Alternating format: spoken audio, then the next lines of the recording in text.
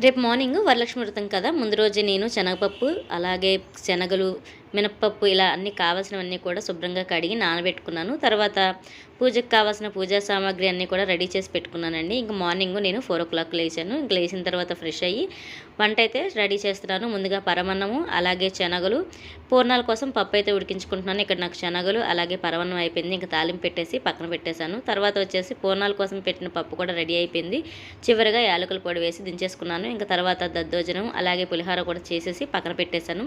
ఇంకా అన్ని వంటలు అయిపోయిన తర్వాత చివరిగా బూరెలు అలాగే గారెలు వేద్దామని చెప్పేసి గారెల పిండి అయితే రుబ్బాను. ఇంకా గారెల పిండి రుబ్బేసిన తర్వాత పూర్ణాల కోసం పిండి అయితే వేసేసాను. ఈ విధంగా వంట అంతా పూర్తి చేసి పూజ అయితే ప్రశాంతంగా చేసుకున్నాను. ఇంకా పూజకి ఈ విధంగా రెడీ చేశానండి. ఎలా ఉందో కామెంట్ చేయండి. అమ్మవారికి 9 రకాల నైవేద్యాలు అయితే వండాను. అన్నం పప్పుతో 10 రకాలు అయ్యాయి. ఈరోజు పూజ చాలా అంటే చాలా బాగా జరిగింది. అలాగే డెకరేషన్ కూడా బాగా కుదిరింది అనిపించింది నాకైతే మాత్రం. ఎలా ఉందో కామెంట్ చేసి చెప్పండి.